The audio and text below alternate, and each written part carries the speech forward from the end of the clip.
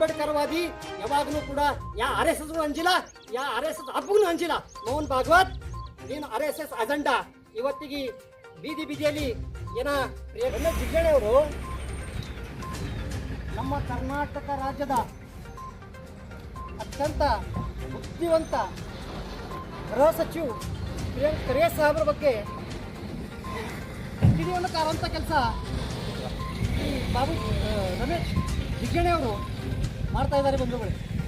ಅವ್ರು ಹೇಳಿಕೆ ಏನು ಕೊಡ್ತಾ ಇದ್ದಾರೆ ಅಂದರೆ ಆರ್ ಎಸ್ ಎಸ್ ಸಂಘಟನೆಗೆ ಯಾಕೆ ಗಂಟು ಬಿದ್ದಾನಪ್ಪ ಮತ್ತು ಆ RSS ಸಂಘಟನೆಗೆ ಗಂಟು ಬಿದ್ದಂಥ ವ್ಯಕ್ತಿ ಯಾರೂ ಉಳಿದಿಲ್ಲ ಮತ್ತು ಉಳಿದೂ ಇಲ್ಲ ಅಂತ ಪತ್ರಕರ್ತರ ಪರಿಷದಲ್ಲಿ ಮಾತಾಡಿ ಎದ್ದು ಹೋಗ್ತಾರೆ. ಆ ಮನುವಾದಿ ವಿಚಾರದ RSS ಗೃಹ ಸಚಿವನಾಗಿ ಕೆಲಸ ಮಾಡ್ತಾ ಇದ್ದಾರೆ ಬಂಧುಗಳೇ, ಮಾಡೇ ಮಾಡ್ತಾರ. ಮತ್ತು ನಾನು ಈಗ ಲಾಸ್ಟ್ ಒಂದು ಮಾತಾಡೋಕೆ ಬಯಸ್ತೀನಿ. ಅಂಬೇಡ್ಕರ್ವಾದಿ ಯಾವಾಗಲೂ ಕೂಡ ಯಾ RSS ಅಂಜಿಲ್ಲ, ಯಾ RSS ಹಬ್ಬಗೂ ಅಂಜಿಲ್ಲ. ಮೋಹನ್ ಭಾಗವತ್ ನೀನು RSS ಅಜೆಂಡಾ ಇವತ್ತಿಗೆ ಬೀದಿಯಲ್ಲಿ ಏನ ಪ್ರಿಯಾಂಕ್ ಖರ್ಗೆ ಸಾಹೇಬ್ರು ಅದು ಪ್ರಿಯಾಂಕ್ ಸಾಹೇಬ್ರು ಇದು ಅನ್ನಂತ ಹೇಳ್ತಾರ. ನೀವು ಖರೆ ಮರ್ದಿದ್ರಂದ್ರ ರಿಜಿಸ್ಟ್ರೇಷನ್ ಮಾಡಿ ಪ್ರಿಯಾಂಕ್ ಖರ್ಗೆ ಸಾಹೇಬ್ರು ಉತ್ತರ ಕೊಡ್ರಿ. ಅವಾಗ ನಾವು ಮಾತಾಡೋಣ ಎಲ್ಲರೂ ಕೂಡ.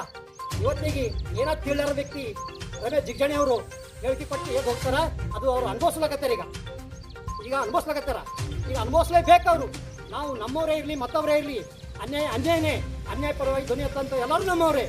ಆದರೂ ಕೂಡ ಅನ್ಯಾಯಕ್ಕೆ ಸಪೋರ್ಟ್ ಮಾಡಿದಂಥ ವ್ಯಕ್ತಿಗಳು ನಮ್ಮ ಅಂಬೇಡ್ಕರ್ವಾದಿಗಳ ಜೊತೆ ಇರಲಿಕ್ಕೆ ಸಾಧ್ಯ ಇಲ್ಲ ಅಂತ ಮಾತನ್ನ ಈ ವೇದಿಕೆ ಮುಖಾಂತರ ಹೇಳ್ತೇನೆ ಬಂಧುಗಳೇ. ಯಾಕಂದ್ರೆ